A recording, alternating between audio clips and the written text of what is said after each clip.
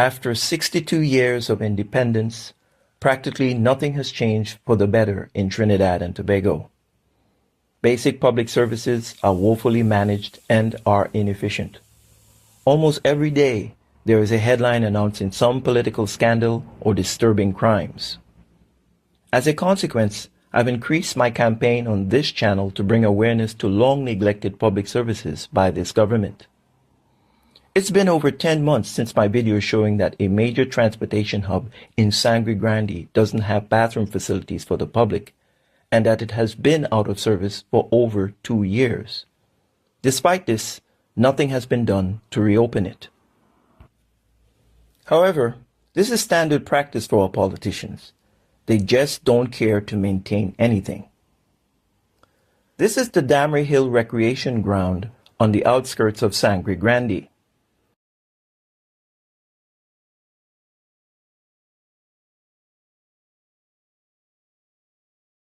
Now, just take a look at this washroom.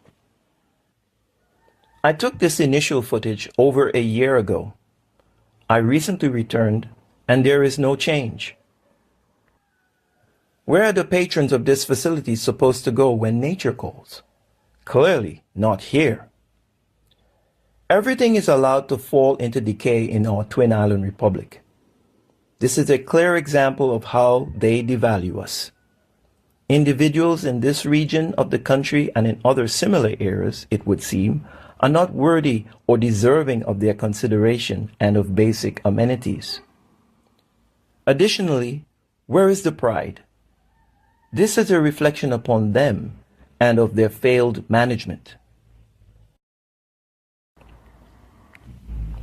Also, it's been several years since the Sangre Grande Community Swimming Pool has been closed due to a broken pump and filtration system. Yet, despite my initial YouTube video and the coverage by our media outlets, they refuse to fix it. As I've said before, our elected officials are very spiteful and mean-spirited people. I'm sure they've seen my videos and the media coverage, but they absolutely hate the idea that their hand can be forced to address any of these concerns due to a single individual's activism. They would rather no one benefit than to be seen as acquiescing to external pressure. They refuse to allow such a precedent to dictate their agenda. This demonstrates their entitlement and arrogance. In essence, their non-response says to us, regardless of how badly we treat the citizens of Trinidad and Tobago, we will be voted back into office.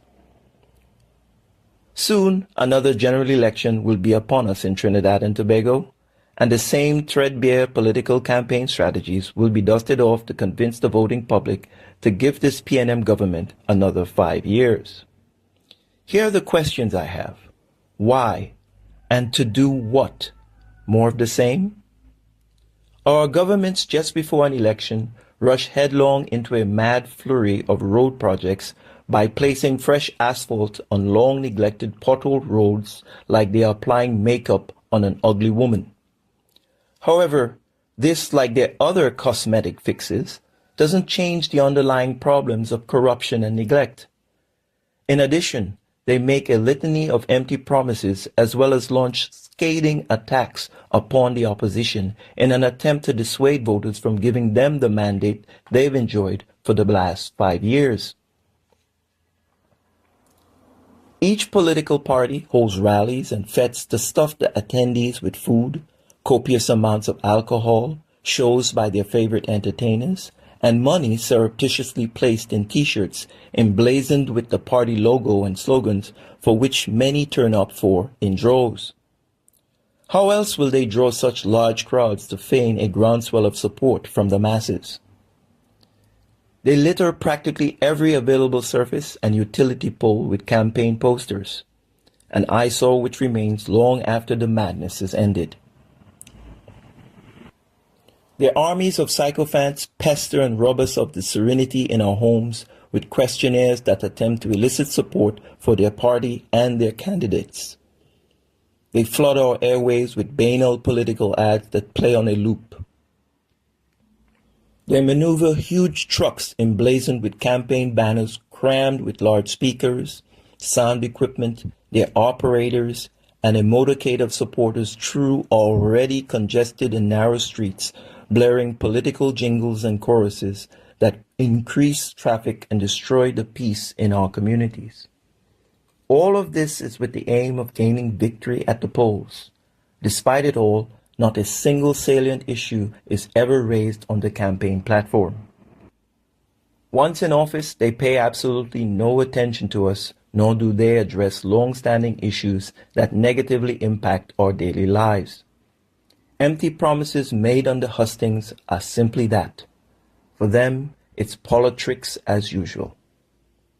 Many citizens have never voted or have stopped exercising their right to do so because they see no change in their fortunes and they are tired of the status quo. And come this election cycle, we're expecting the same rum and roti political carol.